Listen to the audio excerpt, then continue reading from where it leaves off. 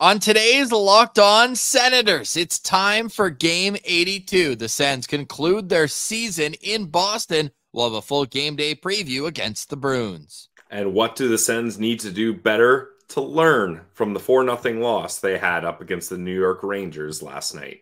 We'll get into all that and more on today's edition of the Locked On Senators podcast. It's your team every day. Your Locked On Senators, your daily podcast on the Ottawa Senators. Part of the Locked On Podcast Network. Your team every day.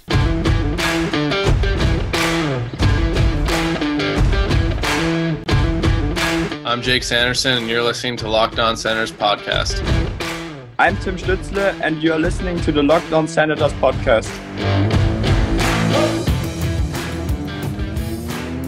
Welcome inside episode 1025 of the Locked On Senators podcast. I'm Ross Levitan in the outskirts of enemy territory in Winnipeg, Manitoba, alongside Brandon Pillar up in the Blue Mountains. Today's episode is brought to you by FanDuel. Make every moment more. Right now, new customers get $150 in bonus bets guaranteed. That's $150 win or lose.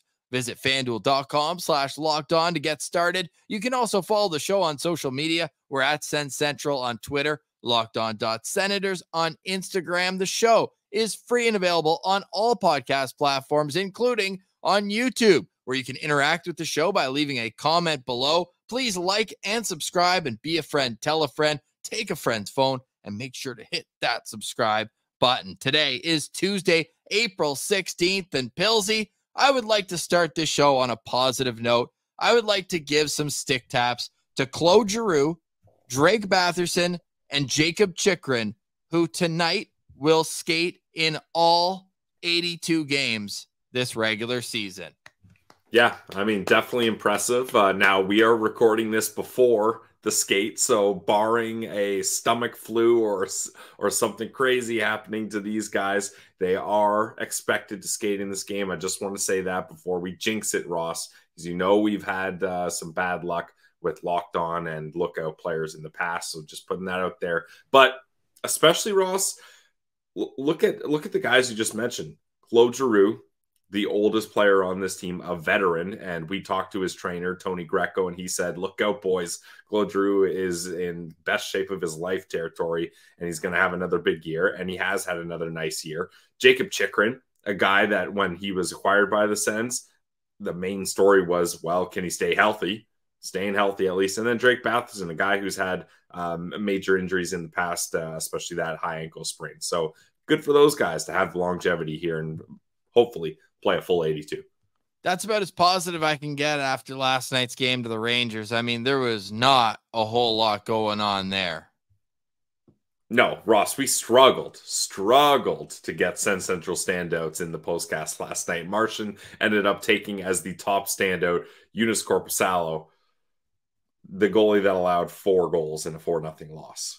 Yeah. However, compared to his league average, especially with goals saved above expected, the expected goals against Ottawa in last night's game was 3.7. He let in 4. So it definitely, I mean, when you get shut out, it's never the goalie's fault because he could be usually perfect. Not. Yeah. And you're still losing the game.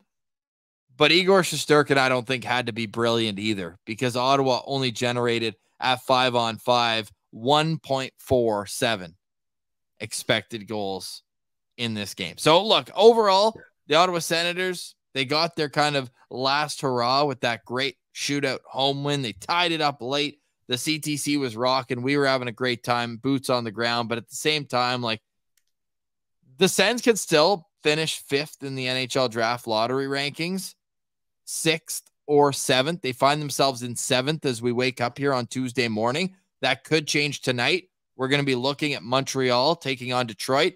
Montreal would need 2 points to pass the Ottawa Senators, 1 to tie and 2 to pass. And because of the tiebreaker, Ottawa has it. So Montreal needs to win tonight to jump Ottawa. And then Arizona would need to beat the Edmonton Oilers. By the way, Edmonton 9-1. What the heck is going on against San Jose? But Ross, final home game at the Mullet, final game probably as an Arizona Coyotes franchise. They might have something to play for. And all they need is 1 point because they Ooh. hold the tiebreaker against Ottawa in regulation wins. Nice. So 5, 6, or 7, pick your lucky number and we'll see at the draft lottery. But that's what we can do now after game 81, losing 4-0. No longer is Seattle, Calgary possibility. Everything is locked in behind Ottawa. So at least we've narrowed it down. And the Senators, no matter what, will pick top 10. I shouldn't say no matter what because they had 7th overall. They decided to trade it. But the Senators will enter the draft lottery with a guarantee of a top 10 pick being available to the franchise. So that's kind of the best news we can take away from last night's game. Unfortunately, they were just outclassed by the league's best. We talked about it on the postcast. The Rangers had clinched the President's Trophy, top team in the National Hockey League. So Stick Taps, they played great. They were awesome. You could tell that chemistry that I brought up yesterday with Trocheck, Panarin, and Lafreniere. It was on full display. The ability of Chris Kreider to set guys up, 2 assists early in this game as well. Pilsey's lookout player. It was just the Sens' definition of getting beat by a better team all over the ice. Yeah, Ross, the New York Rangers looked like a President's Trophy winning team, and the Ottawa Senators looked like we're drafting in the top 10 guaranteed team. So these teams showed who they really were here, and it's tough to kind of die out the rest of the season. We're just like bleeding out here, like just begging for mercy for this team to be done with this season so we can move forward to the draft, free agency, to a new coach and everything.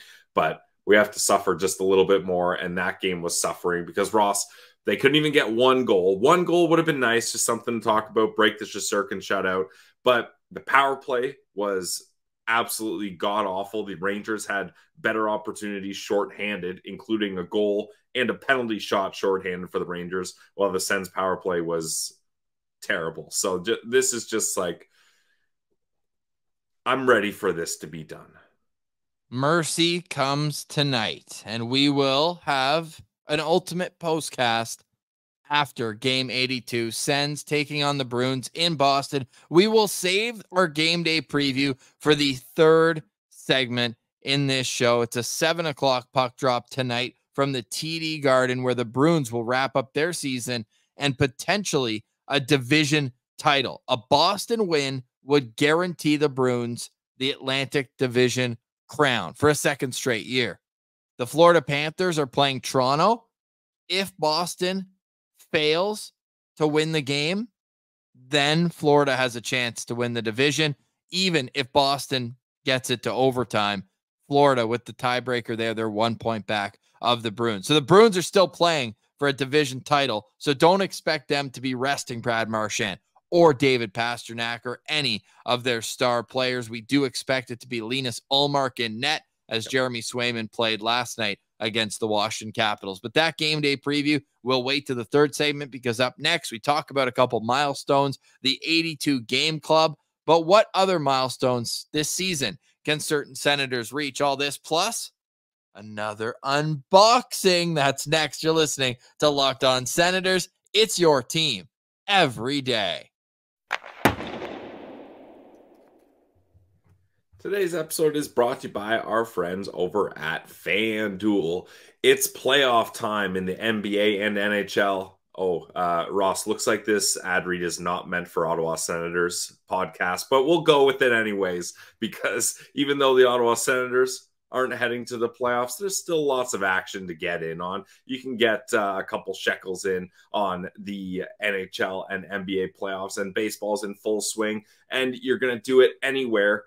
Do it on FanDuel, North America's #1 sportsbook and the official online sportsbook of the Locked On Podcast Network. Right now, new customers get $150 in bonus bets, guaranteed. That's $150, win or lose. Bet on everything from slap shots to home runs to slam dunks, all on an app that is safe, secure, and easy to use. What are you waiting for, guys? Visit FanDuel.com/lockedon and make your first bet an automatic win. Ross, I don't know about you, but as soon as the playoff bracket is picked, I'm looking for futures. I'm looking for series winners. I'm looking at, you try to get a little more specific because to increase your odds, you think, okay, this series is going to 7 games. It's going to be this team in this many games. You can do all that. Pick your Stanley Cup winners. All that you can find on FanDuel. So visit them today, FanDuel.com, North America's #1 sportsbook.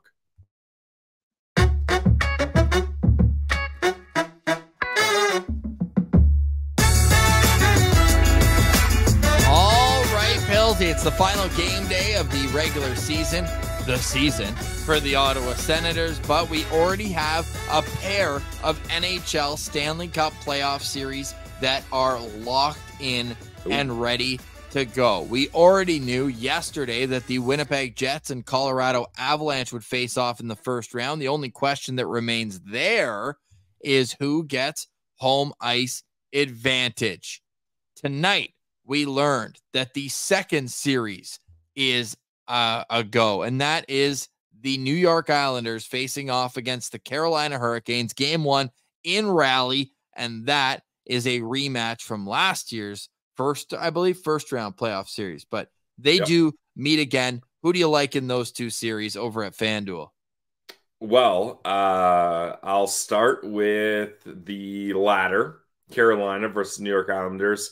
Look, I think the Islanders are going to surprise some teams, or surprise some people, I should say. They're only playing one team here.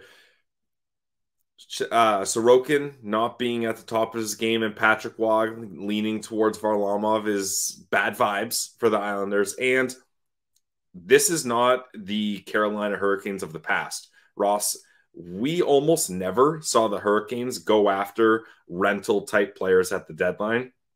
They're going for it here. Sure, Kuznetsov has another year on his deal, and they might find an extension with Jake Gensel. Who knows? But like those are moves where we wouldn't really see the Hurricanes do in the past. So they're really loading up here. They got a lot of depth, and Freddie Anderson is one of the hottest goalies going right now. So I do think the Hurricanes are going to get that one, Ross. Okay, and then we've got the Avalanche, who you can already bet on that series on FanDuel, -138. The Avalanche +115. For the Winnipeg Jets. The Jets just took a 7-0 beat down to the Avs on their home ice. I'm going with the Jets, obviously a little biased, but I'm addicted to plus money. So plus money on a team that could start the first 2 games at home and avoid having Colorado start where they're the best home team in the league. All Winnipeg needs is 1 point in their final 2 games, and games 1 and 2 will be in Winnipeg. So I'm going with the Jets here. Yeah, Ross, I think I'm going to go with you. I was really hoping the Jets were going to have a big year last year, but they're such a better team this year than they are last year. If they can get the home advantage, that's huge. That's one of those series, Ross, I was talking about in the FanDuel ad read. I'll probably parlay Jets to win in 7 because if they win it, it's probably going right down to the wire, I'd say. Okay, that's a really nice prop. I like that. We'll have more of that as the week goes on. We'll do our playoff preview on Friday because the regular season ends officially on Thursday, despite Ottawa wrapping up a couple days early. And then Friday's going to be a great show. We'll do a Stanley Cup playoff preview. And then Belleville gets into a huge weekend series against the Laval Rocket with a playoff spot potentially completely up for grabs, depending on who gets the wins. Now, shout out to Phil LeMay. Our guy Phil, got to meet him at Shawarma Palace in Orleans, and he brought us a pair of the Tim Stützle bobbleheads. So you can already see over my shoulder, we've got Brady Tkachuk. So thanks to Phil LeMay, we're going to be able to add Tim Stützle with it. Now, this did travel today, so I hope we don't get a decapitated. Timmy's already hurt as it is, Ross. You got to take care of him. The upper body injury, we will find out soon if it is head or not. He's got the neck brace on. Don't worry. Okay, so maybe we do this again here. I really enjoy bobbleheads. Same. I gotta say. Oh, yeah, he's got the neck brace on, so. Oh, look at the hair on him. Yeah, the flow is the best. Show it from the top. Yeah, that is very well done. Funny enough, we were just talking about the Winnipeg Jets. They made a Kyle Connor bobblehead last year where it was real like a Furby hair. Oh, I just like that. That's cool. More hair. Yeah. So no, I think Timmy looks sharp here. This is a good looking Tim Stützle bobblehead. And just like the other one, we've got the stick involved there. Do they have? No. What's up with this? Oh, that's not the right tape job. No Timmy tape job. What's going on here? That's actually a good point, Ross. That's a bit of an L by the designers. That would have been an easy way to have some fun with it. So at least the fans got to leave the CTC with a Tim Stützle bobblehead for Fan Appreciation Night. On that note, Pillsy, Tim Stützle, shut him down, right? Like, there's no need to have him play Game 82. I don't know what the injury is, but he was on the ice yesterday morning before the game, but with a non-contact jersey. I think it's time to shut Tim Stützle down for the season. Unfortunately, 18 goals. Yeah, shut him down, and he could play with Team Germany in the World Championship, right? Or are they not in it? No, they're in it. Yeah, you're thinking of the four nations. Yeah, true. Yeah, so let him play for Team Germany. Get him some extra games in later if he's healthy. Like, I mean, if he's skating now, you got to think he'd be ready for that. When does that start? A couple weeks from now, right? Yeah, I'm not sure, but we also think Brady Tkachuk and Shane Pinto and potentially Jake Sanderson will all be representing. What about Drake? Countries. No, he can't because of the 2018 ongoing investigation. Nobody from that team is going to be able to play internationally until it is all resolved. Claude? I don't think Claude's going to go. His wife's pregnant with his third kid. I think he's got a lot more to deal with. He's already got his world championship. He was on that team with Sidney Crosby. Shabby? May 10th is the first game, and I believe it will be in Ostrava, which is in Slovakia, I believe is where this tournament will take place. May 10th is when the World Championships begin. Yeah, what about Shabby? Yeah, Thomas Chabot was the captain of the World Championship team last year. So, yeah. That's a couple really Sens players to look out for. A couple Sens players to look out for. I'm looking out for a Shane Pinto contract extension right after the season. I think that should be the first order of business, but we'll also have a full episode right after the season. We already laughed at ourselves. We will talk about all the hot takes that we had going into the season and how they all played out, but we're also going to look at the biggest storylines going into the summer. I want a lot of engagement on that, just in terms of what people think it should be priority number 1, 2, and 3. I want them ordered. Like Pillsy, we know what needs to be done, but I want to know, if you were in the president of hockey operation, Steve Staios' shoes, what is the first thing you're doing this off season? So we'll have full episodes for all that. We are your team every day. Playoffs, end of season, going up to the draft. It will always be your team every day, Monday through Friday, right here on YouTube and wherever you get your podcasts. Okay, Pillsy, milestones. We talked about games played. Very cool. Well, I'd like to see a few other guys reach the milestones, most notably your locked-on player from yesterday, Jake Sanderson, who had 3 points against Montreal. I feel like 40 points for a young defenseman is such a nice threshold to pass. I would like to see Jake Sanderson somehow get a multi-assist game. 2 points would be right on the money. He'd finish with 10 goals, 30 assists, 40 points. So that's the one I'm most looking out for. Well, Ross, if you're looking for Jake Sanderson to get 2 points, why not make that 2 assists on Drake Batherson goals so that he can go from 28 goals to 30 goals? Nice for Drake to say, hey, I'm a 30-goal scorer, not a big deal. So that'd be a good combo there if Jake can get 2 assists on that. I don't mind that. Obviously, we already discussed Brady Tkachuk. Fortunately, 3 goals a lot to ask in the final game to get against up to the Bruins on the road. Yeah. He's already set a career high, though, in goals, so he did get that. He's at 37 goals on the season. Other than those 2 guys, there's not a whole lot of guys who are like inching closer. Like, they have Chabot at 30 points, Chychrun at 40 points. You've got a couple of guys. I guess Shane Pinto hitting double digits in goals in only half the season would be nice. If he does get a goal tomorrow, it'd be kind of funny too. He'd be on his pace from last year because he finished with exactly 20 in 82 games. He was an 82 game guy last year. And then if he got 10 in 41, would kind of be on the right track, especially considering his playmaking is improved and his assist and totals have already passed last season's despite playing in half the game. So I like that. If Pinto or Shabbat can score, they would both be in double digits. They sit at 9. Parker Kelly's at 8 goals. I think that might be a little bit ambitious to look for a 2-goal game from Parker Kelly. How about another assist for Dominic Kubalik to give him 5 on the year? Don't want it. Stay at 4. I don't want it. Yeah. Stay at 4. Anything else that you're looking at? I mean, the goalies are the goalies. Yeah. And I would imagine it's Forsberg's game tomorrow. I'm looking for Forsberg to hit lucky number 13 loss of the season. Okay. That's what I'm really looking great. for. Somehow Forsy is an above 500 goalie this year. Yeah, his records 12 with the Sens it's wild that it's not actually that bad. His number's not great, but the record actually isn't terrible. Yeah, interesting. So if Forsberg does play, it will be his 30th game of the year. Korpisalo at 54. That adds up to more than 82 because they've both played in quite a few games so far this season. Yeah. All right. Pilsy. And it's actually 55 because they haven't added on last night's game. So 55 games for Korpisalo. He ends the season, we imagine, with 49 starts on the year. So that's the Ottawa Senators as they come and go in the 2023-24 season. Sure, if Giroux can get 65 points, I guess that's a decent milestone as well. But for him, I bet all he cares about is being a guy who can lead a team to the playoffs once again.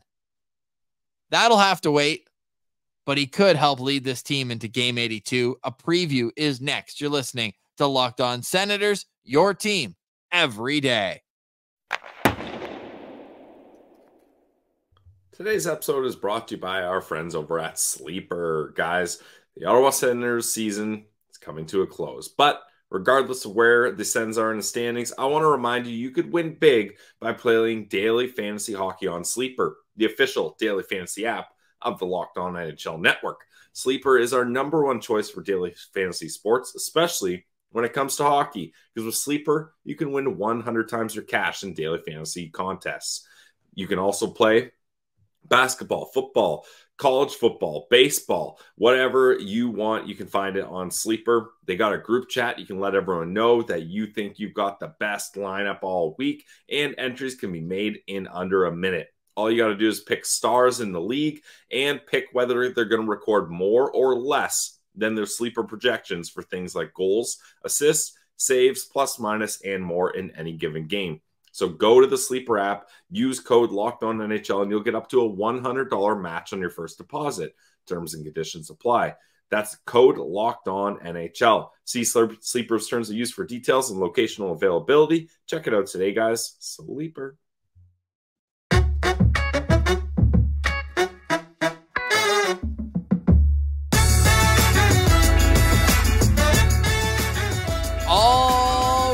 Pilsy, here we are on game day number 82. Can you think back how young and hopeful we were when the Senators started their season in Carolina?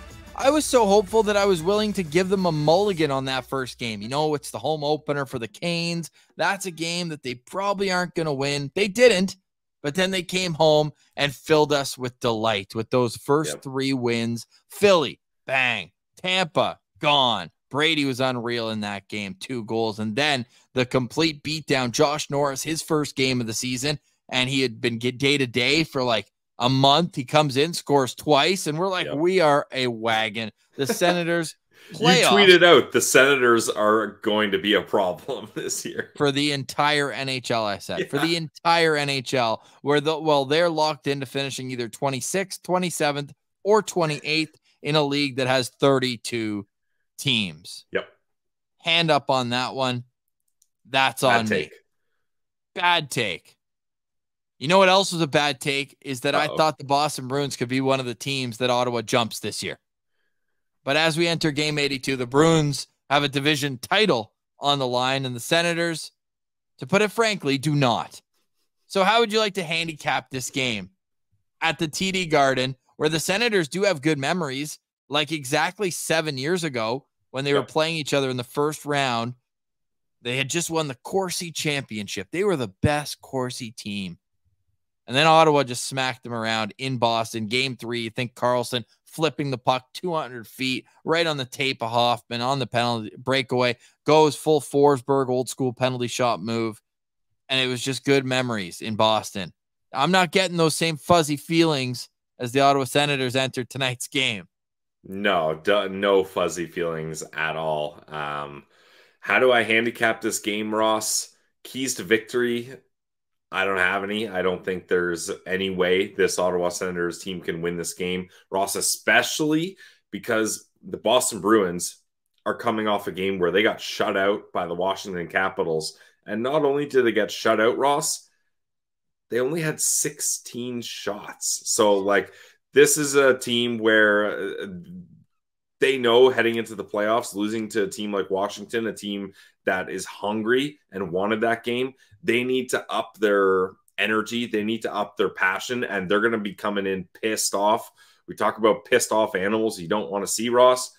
I'm going to go out on a limb and say a pissed off bear in April coming out of hibernation. You don't want to see that. So the Ottawa Senators are in trouble here. The Ottawa Senators lineup is still in flux. We don't know the status of Tim Stützle. Is Mark Kastelik going to be a potential returnee in the lineup? So we're just going to let them figure that out at the morning skate, or once we get confirmation, we'll tweet that out at Sens Central on Twitter. However, the Bruins, who were just losers last night, 2-0 to Washington, this is how they lined up in that game. Pavel Zacha was their top line center with Denton Heinen and David Pastrnak.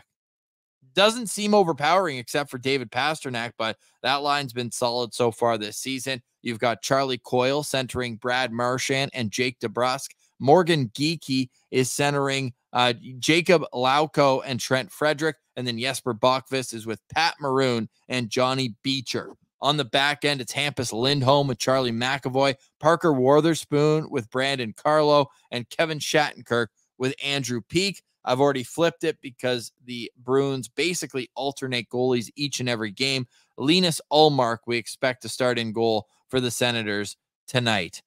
Who is your lookout player to watch on this stacked Bruins squad? Ross, this is a risky move for me because it usually backfires, but I'm going to go with the goalie. I'm going to go with Linus Ullmark is my lookout player for this game because there's no way the Boston Bruins can keep both Ullmark and Swayman. So it's going to be very interesting to watch how they decide to use their goalies. Obviously, this game, back-to-back regular season, not hugely indicative, but if you're Ullmark, you want to have a good game so you can kind of be looked at as the hot hand, because they had some issues last playoffs deciding, okay, do we go with Ullmark? Do we go to Swayman? And they couldn't really figure out the right guy to have in the crease at the right time. So depending on how they decide to do that moving forward, that could have a big impact on their decision of which one of these guys they're going to keep coming into the offseason and moving forward here. So Ullmark is going to be the guy I'm looking out for. I like that. Ullmark had a good game against Ottawa the last time these two teams played. Ottawa had 31 shots, but still lost 6-2. That was the game after the 7-2 loss that you were at, which, funny enough, was after the Senators had won 3 in a row. And I was like, oh, if they can beat Carolina and Boston and St. Louis during this tough stretch, maybe we can hang on to a little bit of hope. No, they lost that game. They played the Bruins well, though, earlier on this season. In their first meeting, January 25th, was a 3-2 loss in Ottawa, where Vladimir Tarasenko tied it up with just over 3 minutes remaining. And then Brad Marchand on a 2-on-1 ripped it past Eunice Korpisalo in that one to finish it off. But it was a penalty-filled affair, especially in the second period. But you look at the stats in that game, Thomas Chabot with 2 points led the way for Ottawa. He had a goal and an assist. Jeremy Swayman was solid in that one. He made 35 saves for Boston. But looking at this team, it's impossible to go further than David Pastrnak as a locked on lookout player for me, because just in his career, dominates the Ottawa Senators to the tune of 37 points in 27 games. 37 points in 27 games. And this season already has a hat trick against Ottawa on that March 19th game and had a goal and an assist earlier in the year. So that's four goals and 5 points in 2 games this year for David Pastrnak against Ottawa. He's a treat to watch, one of the premier players in the league, and he will be my lookout player. Ross, good call. Looking out for number 88 on the Boston Bruins. That guy's pretty good. Got to know when he's on the ice, Pillsy. I'm just saying. Yeah, I don't blame you. He's an issue for the Ottawa Senators for sure. Any final thoughts on today's show? What are your emotions going into this final game? Honestly, a little bit relief, Ross. It's been not a great season. Like we've been through rebuilds, 1,025 episodes, and we've covered 0 playoff games. So this is something we should be comfortable with and very used to, this position in the year. But this was supposed to be vastly different. Like if they would have missed the playoffs, that's one thing. If they would have been underwhelming in meaningful games, that's another thing. But we're looking at a team that's going to finish in the basement of the league yet again, and their rosters are screenshot worthy because they're hilariously depressing. So this game being 82 of 82 comes with a bit of relief here, and we can start turning the page and looking forward to better things to come.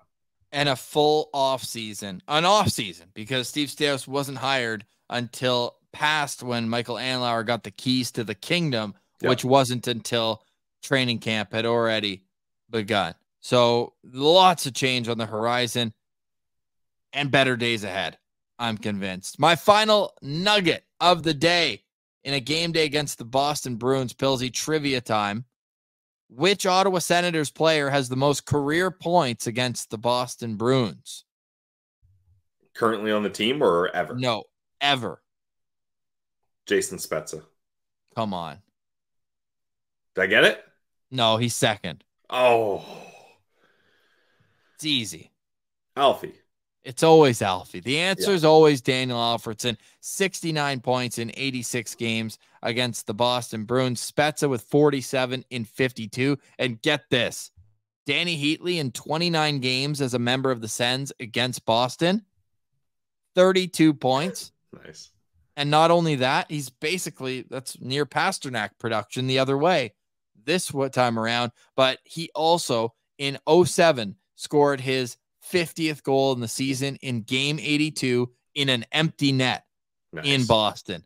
So there's a little nugget for you as we stay hat tip. Thank you for watching. Thank you for listening. Thank you for engaging with the show at Sens Central on Twitter, LockedOn.Senators on Instagram. That's Brandon Piller. I'm Ross Levitan. We'll see you tonight in the postcast. This has been another edition of the Locked On Senators podcast. Your team every day.